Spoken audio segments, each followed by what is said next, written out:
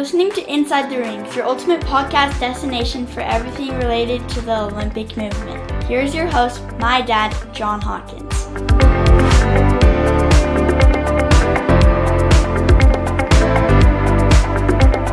Hey everybody, welcome back to Inside the Rings, the podcast that takes you behind the scenes of the Olympic movement, exploring the people, the passion, and the purpose of the Olympic Games. I'm your host, John Hawkins, and today we're heading into the snow-covered world of one of the most intriguing and probably underappreciated Olympic sports, biathlon. Joining us today is Jack Gierhart, CEO of US Biathlon, a veteran leader in Olympic sport, formerly the CEO of US Sailing and USA Fencing. Jack brings a strategic mindset and athlete-first philosophy to a sport that fuses endurance, precision, and grit. Jack, welcome to the show. We're glad to have you here. Hey, John, it's great to be here. Really appreciate it. Looking forward to talking with you. Absolutely. So before we dive into the games, I have to ask, when you tell people you run US Biathlon, what's the reaction that you usually get? Well, I get one of two reactions. One is, what is biathlon? And is that like swimming and running or swimming and biking? Interesting. Yeah. And then the other one is, wow, that is so cool. I love biathlon. And I watch it every time it's on at the Olympics. So you've got this bit of a dichotomy here where there's a lot of people that are very familiar with the sport. And that is actually, you see that in the broadcast numbers when people are watching during the Olympics. They get a lot of viewers watching biathlon. But then there are the people that, it sounds like I know what it is, but I'm not really sure. So Sure. So we'll get into having you tell us what it is, but what drew you to biathlon? So I've been involved in Olympic sport for almost 25 years now. I started out in the sport of sailing and I came into that through participating in the sport. I was a competitor in high school and college. And at one part in my career, I got involved with the National Federation. And when I started there in about 2002 and spent a little over 16 years there on and off, ended up there for about 11 as the CEO, ending in 2020. So I've been part of the Olympic movement for a while. And that sort of got me into the sort of national federation space and working with the USOPC, working with athletes. And that was my starting point. Okay. And then you went to fencing after that, right? Yeah. So I finished up at sailing after the first round of COVID, and I took a little bit of a break, and then was recruited by the USOPC to come in and USA Fencing to come in and help with a transitionary period that they were going through. It was just following the Tokyo Games. I spent about a little over a year there helping sort of rebuild some of the staff and also hire a new CEO who's currently there now and doing a great job, Phil Andrews. Yeah. Great guy.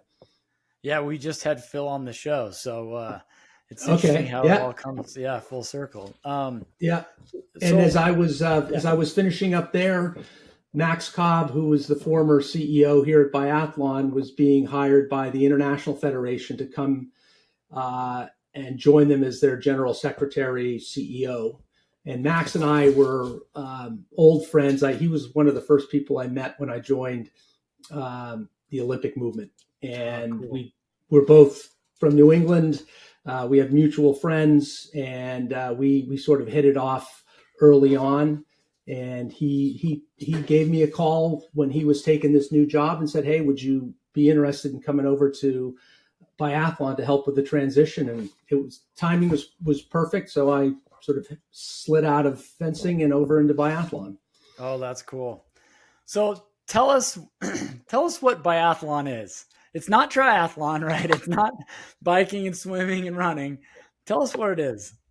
It's a combination of Nordic skiing and shooting, marksmanship, and it's it's a really interesting dichotomy of a sport, from a hardcore endurance sport to then flipping the switch and, focusing on incredible precision.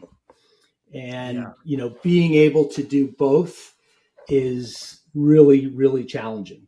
And there's these elements of, they're just pushing their bodies to the limit as far as how fast they can go and how long they can go. And then they have to stop and shoot something, when they're in a prone position that's the size basically of an Oreo at 50 meters, and get up, go ski again, come back, do it again.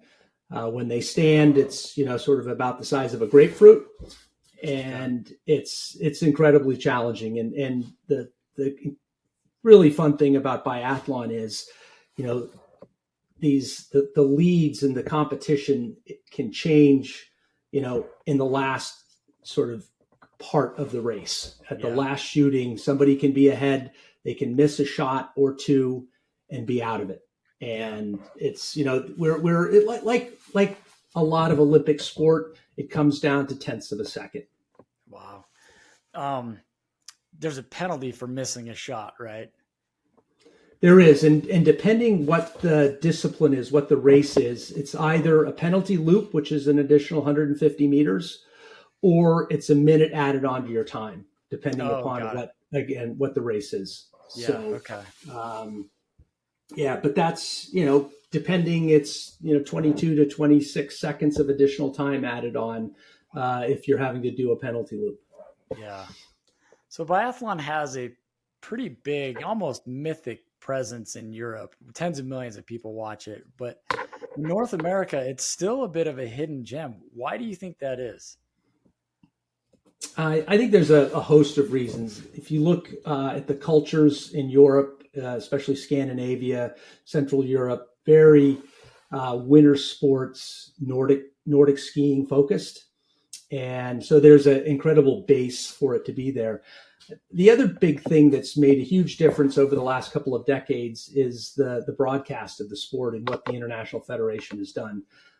They've got an incredible, sport to watch, and they've done a very good job of building a compelling experience for viewers, both in the stadiums where you'll get 20 to 30,000 people watching an event, to, as you said, tens of millions of people watching on television.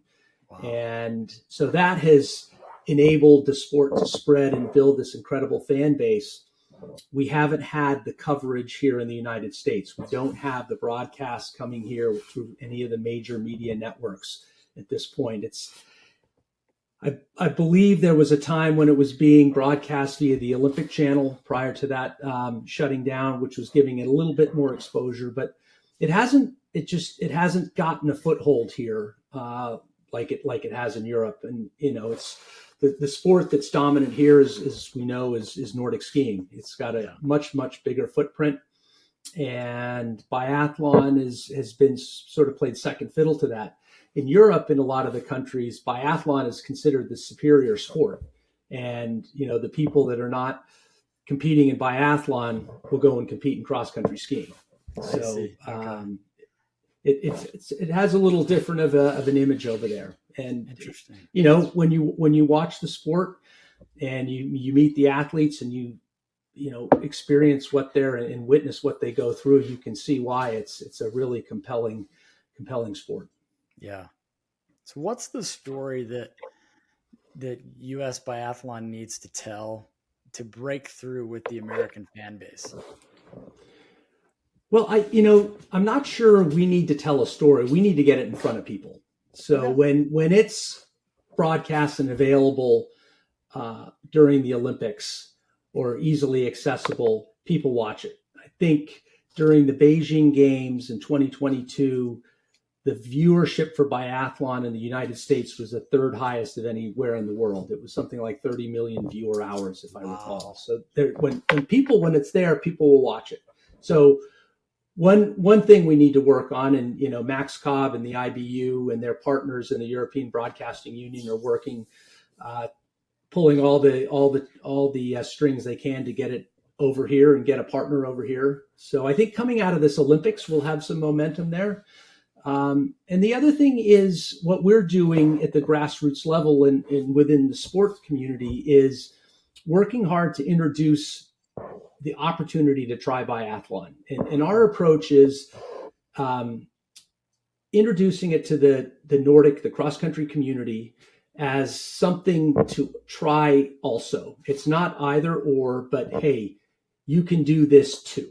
We've got a Try Biathlon program that was that's being managed and was established by a gentleman by the name of John Farah, who's been in Olympic sport for his entire career and is doing a fantastic job. We take laser rifles and we will pack them up and we'll send them to Nordic ski events where we can set up demos for kids to try. It's really focused on the youth side to get them to give it a try.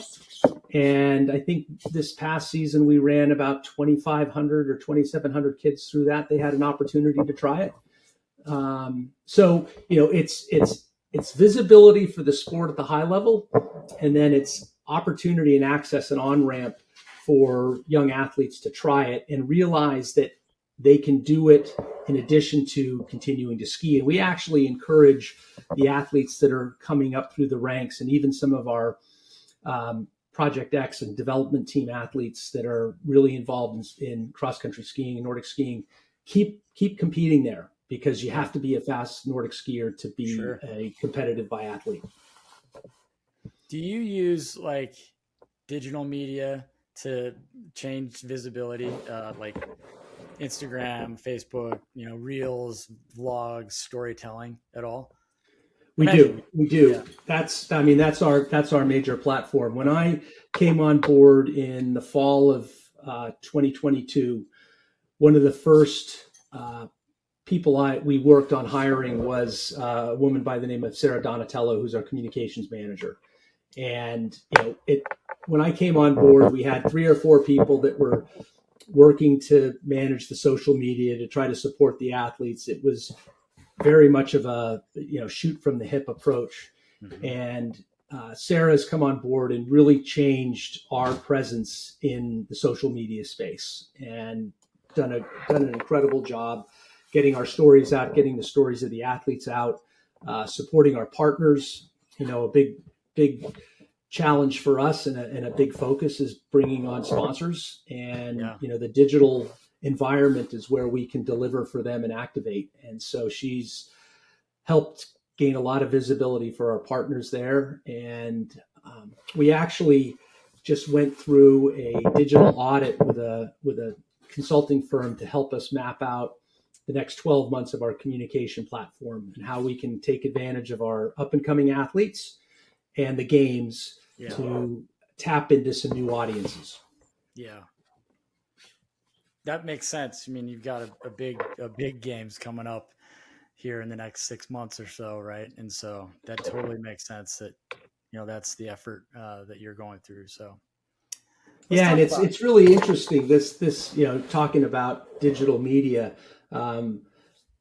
We went through this study on where we're hitting the audiences we want to, where the opportunities are, and we came up with really a very methodical approach to percentages that we want to tap into and the percentage of content that we want to go through each channel, which audiences we want to focus on with what types of content.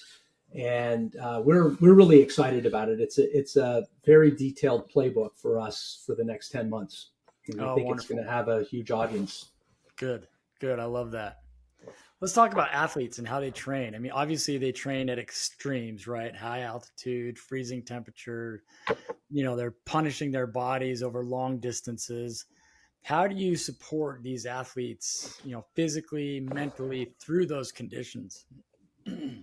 Yeah. So the extreme conditions that you see really are during the competition year. So from beginning of November, middle of November through the end of March, that's the season where that's on snow competing at the World Cup, IBU Cup level, which is, these events that are mainly in Europe. The training actually happens here back in the U.S. sometimes in Europe, but on roller skis for a big part of it during the summertime. And it's still the hardcore endurance training that they would get on snow, but they're doing it in warmer conditions. You talk about altitude. We do train at altitude. It's not extreme because there are limitations on how high the competitions can be. Okay. But it is, I mean, Soldier Hollow is one of the, in Utah, in your backyard, is one of the highest altitude venues on the World Cup Tour. We'll also go over to northern Italy during the summer and train there, which has a little bit more altitude. And we've also put, or the U.S. Olympic Committee, U.S. Olympic and Paralympic Committee has installed altitude rooms at the Olympic Training Center in Utah, which helps athletes acclimate to higher altitudes. And that's, with endurance sports, that's an area it's getting a lot of attention these days, is, training at high altitudes. Yeah. I didn't know that. So, they'd put some high altitude facilities in the training center here. That's pretty amazing. Yeah, it's really cool. It's in a couple of the bedrooms that they have, a couple of the rooms at the Olympic Training Center. Cool. So they're spending, I don't know, I think it's 8 or 10 hours a day in there, getting their systems attuned to a higher altitude, less oxygen. Yeah. So, What does the pathway look like for a biathlete? We're seeing more athletes coming through like college training programs or through military pipelines like the National Guard. Are we seeing them just kind of cross-country runners, It's a real mix. I wouldn't say we have the cohorts that some of the other sports have, like bobsled or speed skating or something like that. Our athletes are coming up through a couple of channels, if you will. Some young athletes are, involved in biathlon from the beginning if they're in an area that has a good biathlon venue. Yeah. A lot of athletes will start out in Nordic skiing, cross country skiing, and at some point they'll have an opportunity to try biathlon and then start to swing into that with more of a focus on biathlon. There are others that are, one of the areas where we're working hard to attract and recruit new athletes is the upper tiers of the Nordic ski spectrum, if you will. Athletes that have done really well in college and want to try something else. And so we've got a couple of women on our national team, Margie Freed and Lucy Anderson, that actually came out of the Nordic community. Lucy, in fact, she skied some World Cups for U.S. Ski and Snowboard last year, as well as competed with us in some World Cups. So there's a real mix. The National Guard is an incredible partner of ours. What we're finding is you'll get some athletes that come out of there, but mainly athletes are coming into biathlon and then joining the National Guard as a profession. So they have some incredible athlete programs there, the world-class athlete program, and then a tier down, which a bunch of athletes are coming out of the Vermont National Guard. Mm-hmm. So they get supported by the National Guard. The National Guard, I think, takes a lot of pride in their athlete programs. Yeah. And we've had, some of our top athletes right now are National Guard athletes. So Deidre Irwin is a WCAP athlete. Sean Doherty is a National Guard athlete, as is Maxime Germain, and a host of others. So they're a great partner for us. Oh, that's wonderful. Looking ahead, let's look ahead for a second to Milan, Cortina. First of all, how many U.S. athletes qualify for the biathlon in Milan, and kind of what's the route they take to qualify? Sure. So we'll have an Olympic team of 8 athletes, 4 men and 4 women. Okay. It's basically a 4-phase trial process. There was one phase this past season where athletes could qualify if they achieve certain results at the World Cup or the World Championships. And we had one athlete who's qualified. We only have one athlete that's qualified for Team USA at the moment, and that's Campbell Wright. He joined us a couple of years from New Zealand, actually, and is our top male athlete. Okay. So he qualified. The first half of the team will qualify through the first 3 World Cup events, which start in November and go through right before Christmas. So by the time Christmas comes around, the holidays come around, we'll have half the team selected. And those will be selected based on their results at the World Cup. Top finishes will do that. Okay. And then the next phase, sort of the last phase, is going to happen directly after the holidays, after the new year. We will be running time trials at the Olympic venue in Antolz, Italy, I think the 3rd, 4th, and 5th of January. Oh, and wow. We'll select the remaining 2 men and 2 women to join the team. Okay. You do it by, so the first part, do you do that by like point total? Is it time, combined time? It's World Cup finishes. It's the finishes, podiums at the World Cup and World Championship. So it's purely performance based in that first phase. And at a certain point, there could be some discretion that comes into it, but that's going to be later on in the selection process. And it's I think, as all my colleagues know in the Olympic sports and the national federations, defining the selection criteria for making an Olympic team is very, very labor intensive, and you get a lot of scrutiny on it from the USOPC, from the athlete commissions, which is good. They come out and they're really solid and very fair. So so you have 4 men, 4 women competing in Milan Cortina. What does good look like for U.S. biathlon?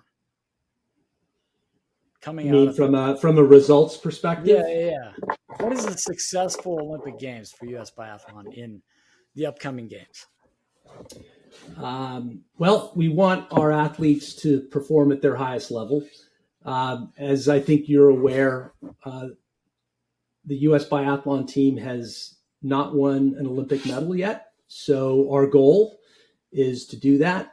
Okay. But it's there's a lot of really good athletes out there. Sure. We know our athletes have the capacity, the skills, the experience. We saw that this year with the double medals at the World Championships. Our men's relay team is really strong. Deidre Irwin in the 22 games, was one shot off the podium. We've got some really strong up and coming young female athletes. So we have what it takes. The little challenge for us is if you compare us to Norway or France, Germany, Italy, they have a lot more depth in their teams. So one of the challenges that all these biathletes deal with is minor illness.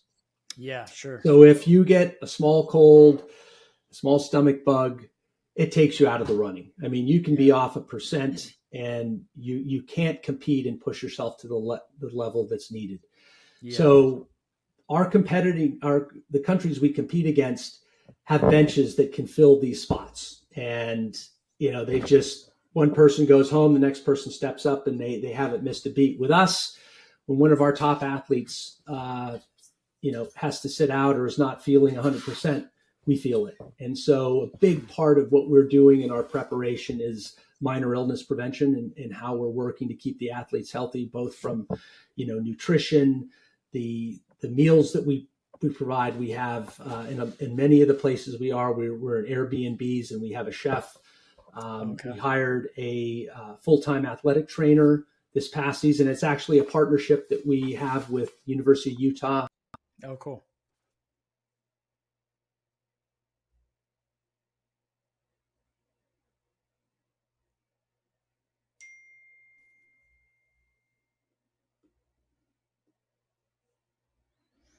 That's amazing. That is amazing. So you've taken some bold steps in recent years. You're partnering with sustainability leaders, addressing safe sport concerns, aligning with the U.S. Olympic and Paralympic movement. What would you say has been your focus as the CEO since joining U.S. Biathlon? I'd say it's sort of three core elements. One is I mentioned a little bit earlier was about communications, getting our story out, connecting with our audience, connecting with the public, and making sure that we're able to tell our stories and help our athletes tell their stories. The second thing, which I would say is probably a priority for myself as well as all my colleagues in the other sports, and that's resources. Sure. National federations in the United States are very unique relative to others in the world that get government support. And I'm sure you've heard this on plenty of occasions if you've been talking to my colleagues. Yeah. The USOPC is a great partner for us. They're our largest supporter from a financial standpoint, and non-financial resources like the Olympic Training Center and just incredible expertise that's supporting us. But that's not going to do it, especially when we try to support our athletes really well. Our World Cup athletes are fully funded and supported on the World Cup tour. We offer some very real, compared to other winter sports, some very generous direct athlete support and also need-based assistance. So we're working really hard to provide the resources that athletes need so they can compete and not worry about, how they're going to get from point A to point B. And I think we've done a pretty good job. That's something that was started by Max and the organization, a number of years ago that we're really proud of. And, we can always improve on that. So I spend a good deal of time, working with the USOPC, our international federation, the International Biathlon Union, provides a great deal of support for us, both through supporting the competitions, but also grants for development, which comes in really handy as we try to grow the sport here in the U.S. And then, working with sponsors. And then finally, an area that we've had a lot of success in over the last several years has been our foundation and fundraising side. That's basically right now our second largest source of revenue is our philanthropic program. Oh, wonderful. So when you're looking at what my focus has been, it's been on telling our story, getting us out, making it visible, making people aware of what we're doing. It's financially supporting us. And then it's really building a culture, a team culture here that's focused on doing everything as best we can, a culture of excellence.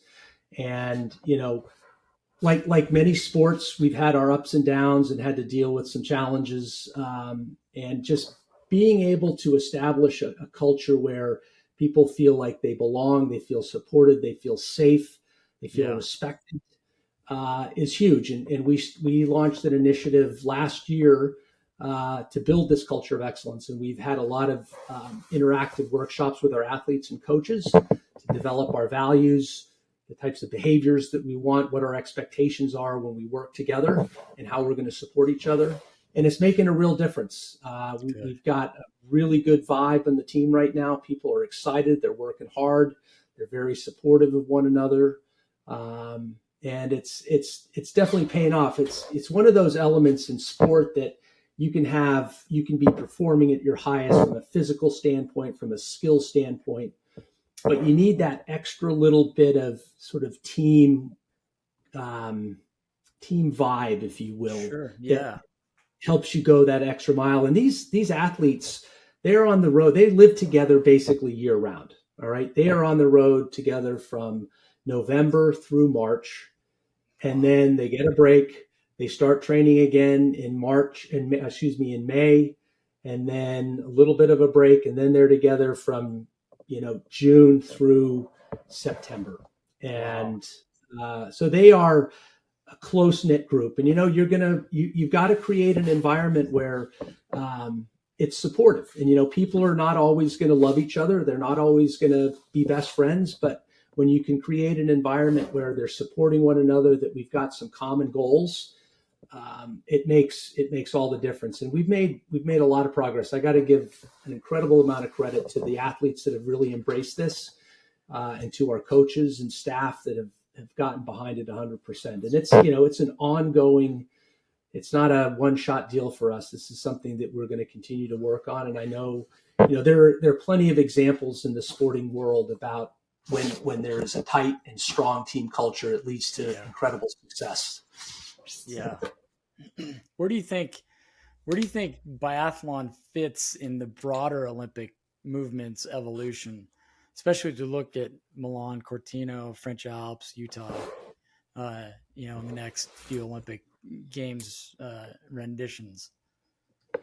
I think the future for biathlon is really strong. I mean, we have probably one of the strongest, if not the strongest, international federations in the world. It is. They went through some really challenging times with some, problems with the leadership there, but they came out of that really strong. They're very solid financially, and they're providing the support to the national federations, to the athletes, to make sure that they are supported and that the sport grows. They're looking at their development strategy very strategically and looking at the areas where they can grow, where the opportunity is.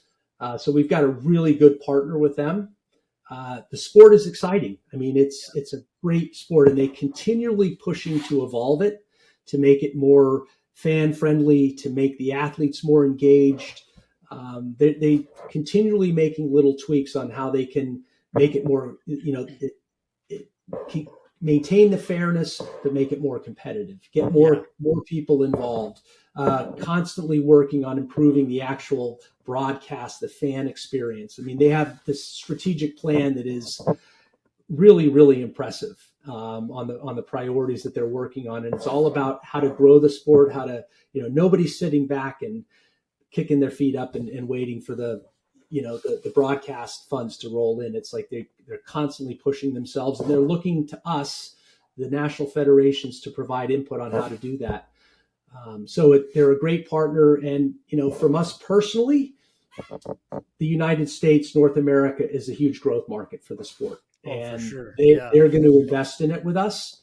And I think as we start to see success on the international stage, which we are, people are going to start to notice, and they're going to follow us. And, it's a snowball. And I'm really, like you mentioned earlier, I've been involved in this movement for almost 25 years now in a bunch of different sports. And I can't say I've been as excited about the future of a sport as I am right now about biathlon, because it's an incredible community, and it's the door's wide open for us, I think. Oh, that's awesome.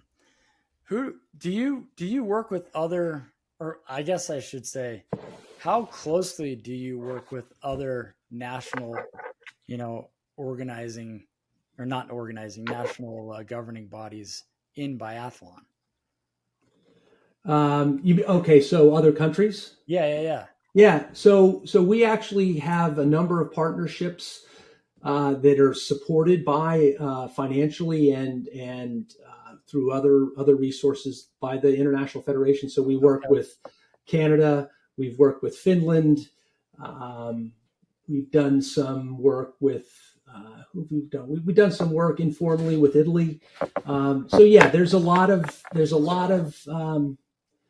I think collaboration in that area. You would think where there's this intense competition, that you would have these barriers. But one thing that's really interesting is that the sport has, over the last several years, has been dominated by a couple of countries, especially on the men's side. The Norwegians have just been so strong on the men's side. On the French, the women are really strong. There's some other pockets here.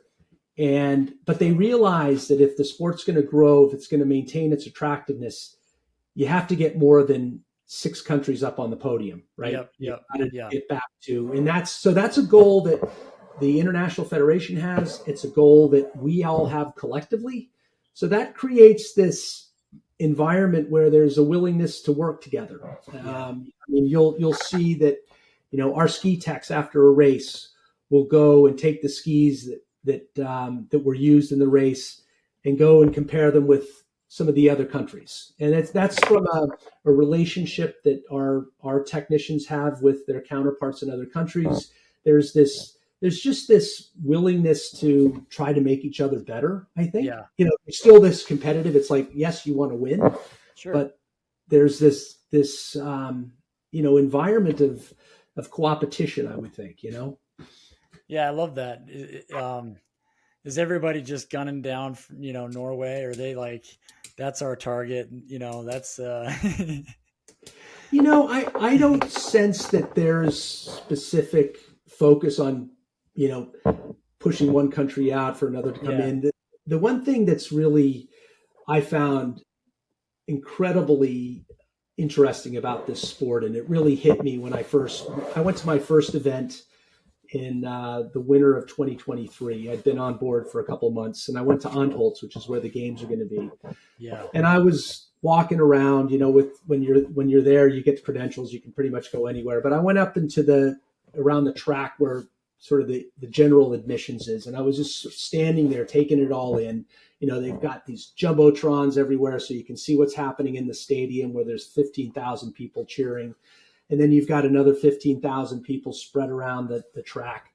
And I was dressed in my U.S. Biathlon gear with big USA hat, stripes, stars and stripes on. And this big burly German guy came up to me with a Team Germany gear on. And he goes, "I want your hat."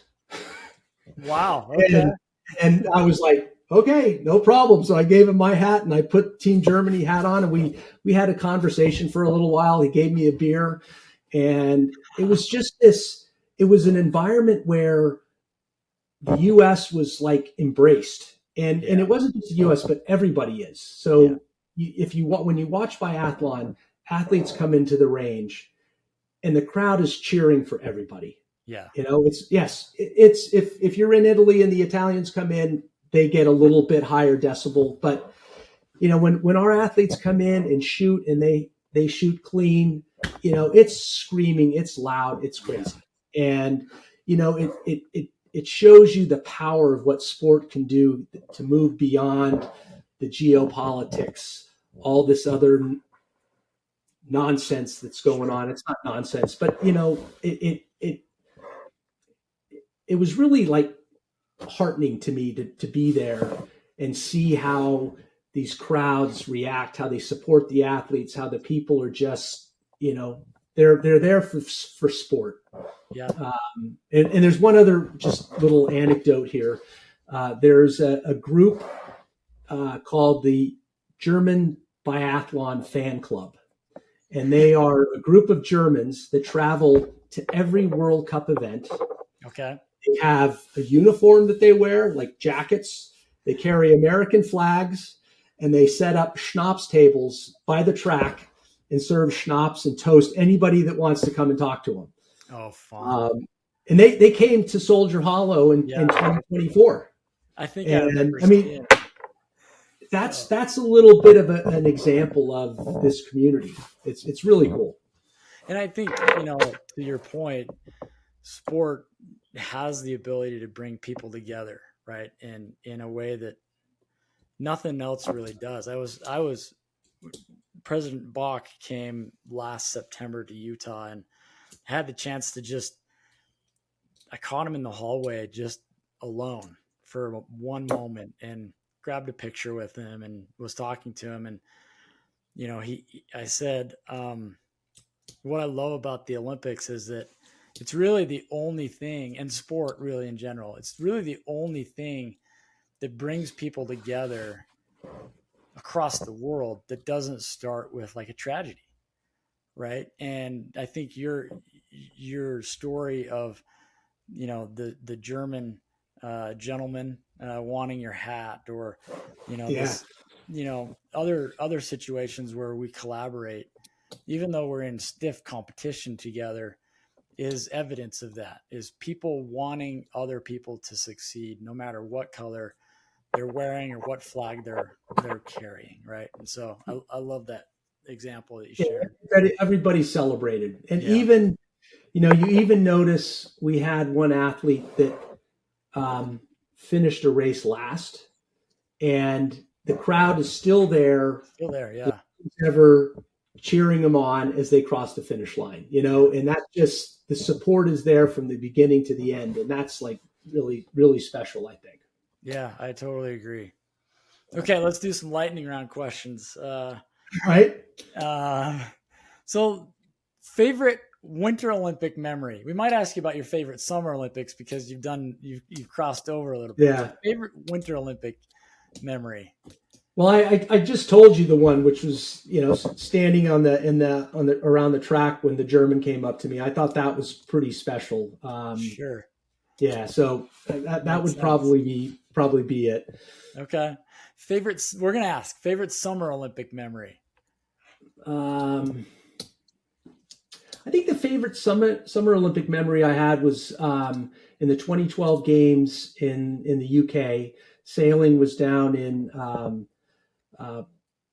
southern England, and they had this incredible venue where they called it the Knob, I think, and it was this bay that was bordered on one side by this old fortress and hill, and the crowd there was incredible. And sailing has never been a spectator sport. It's one of those sports that is very much participatory, and it's hard to see who's ahead. But there was just this incredible excitement and enthusiasm for watching this event. And it was like you were almost sitting on top of it looking down, and you could see it from almost a bird's eye view. And after, with my background, and, I grew up sailing with my family. So it was, for me, that was really, it was an opportunity where I think the fans could really get a feel for what the sport was all about. And, there were families there. It was, it had some of the traditional elements of other great moments when you see the multi-generations that are all enjoying it together. Yeah. But that was pretty cool. That's pretty cool. Awesome. What's the most, we've talked about a couple of things, but what do you think is the most misunderstood thing about biathlon? Let's see.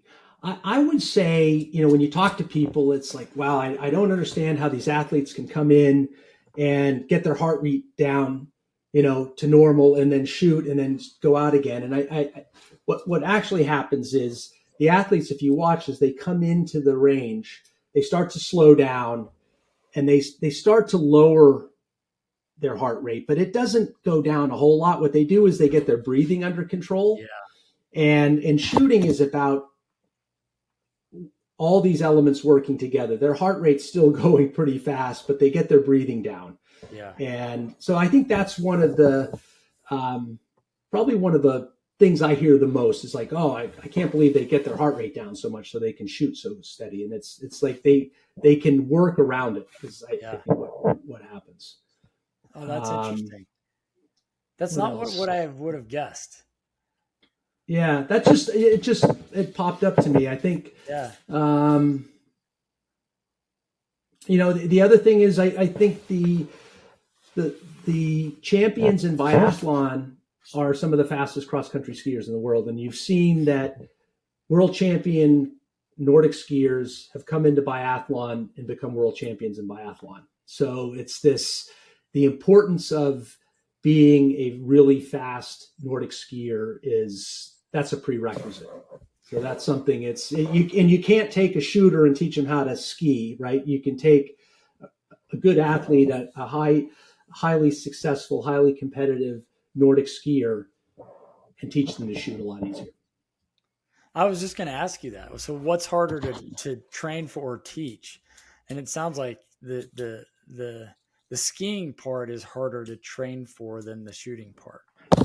Yeah, I mean that's a physiological requirement, right? You have different athletes that have different capabilities, and if you don't have the VO2 max capabilities and the endurance sort of physique, you're not going to be successful at skiing 20 kilometers and shooting. and Yeah. it's just not going to happen. So there are these requirements from an athletic standpoint that you have to have. Yeah, that makes sense. That definitely makes sense. And certainly there are skills and requirements to be a good marksman as well. Sure. But we found that that's easier to teach than, if you don't have the body and the endurance capabilities, you're not going to be a competitive biathlete. So if you have that, the teaching is something that not everybody will have it, that's for sure, but it's certainly easier than trying to start the other way around. So what you're saying is I have no chance at biathlon. I'm not saying that, John. You should try it though. I've tried it, and it is tough. I'm just starting to learn to cross to Nordic ski. That's the first thing I got to do. Yeah. I my grandpa did it for a while, and I actually have his old skis. They're probably ancient technology, but I have his old skis and boots and poles. So there's just never been like a ton of snow around since I've had. Well, let's get you out to Soldier Hollow next winter, and we'll get Luke Bodensteiner to both give us a lesson. How about that? Let's do. Yeah, for sure. That'd be great. So, okay, final lightning round question. What's one word that describes your vision for the sport? I'd say momentum. I think that we are on a trajectory that is going to be hard to stop. We've got a great group of athletes. We've got, all the pieces are in place for us to continue to make progress. And it's a captivating sport. It's fun to watch. It's fun to participate in. As more people become aware of it and athletes have an opportunity to try it, I think the base is going to grow. We've seen when we can focus on a few areas in development, we make progress. And so, we look at where we've come from over the last 4 or 5 years. In 2020, the organization put together a strategic plan, which was really launched in 2021, our 2030 plan. Yeah. And we are, checking the boxes. We're making progress and we're seeing it. And it's not fancy. It doesn't have, 500 fancy slides that talk about it. It's pretty basic, right? And we've been able to focus on it. Good. And, we're monitoring our KPIs and making sure that our critical success factors are in place. And, we're making progress, and we've got a great community behind us. So I would say momentum, and there's a really bright future for the sport. Oh, I love it. Jack, thanks so much for joining us today. It's obvious you're not just building a national governing body. You're really helping shape a sport that demands, if for, pun intended purposes, both fire and ice, right? So for our listeners, tell us where they can follow you and find out more information about US Biathlon. Yeah, sure. So obviously our website at usbiathlon.org, there's a lot of resources there. Should also go to Biathlon World, which is the International Federation's website. And then if you want to watch, while we don't have any broadcast partners yet, all the World Cup events are streamed live on the Eurovision channel. So there's a Eurovision Sport app that you can get. And basically that's what I do. I got it on my phone. I AirPlay it to my television at whatever time early in the morning. So, and it's great. And we do have English language commentary. And our athletes are spending more and more time on camera because they're doing better. So everybody should download the app and dial in and cheer on Team USA. For sure. Hey, can I add one more thing? So we've got our trials. We've got our trials in Soldier Hollow on the 3rd and 4th of October. Okay. It's the Shoots and Ski Festival. So we'd encourage anybody that's in the Utah area or in the Mountain West to come down and spend a couple of days meeting our athletes and learning about biathlon. We'd love to have you. Awesome. Jack, thanks so much. Appreciate it. Yeah, John, thank you very much, and really appreciate the opportunity to talk to you and your audience. Yeah, you bet. For our listeners, don't forget to subscribe to Inside the Rings wherever you get your podcasts. We actually started a new blog. It's been up and running for about maybe a little over a month or so. So insidetherings.blog. Share it with your friends. Leave us a review. And let's get more people behind U.S. Biathlon. I think I've watched it a number of times, and it is a fascinating sport to me. So let's get fans participating and watching U.S. Biathlon. So until next time, keep chasing excellence. Thank you for listening to this episode of Inside the Rings. We encourage you to rate and share the podcast. And if there is any topic you would like us to cover, leave us a comment. See you next time.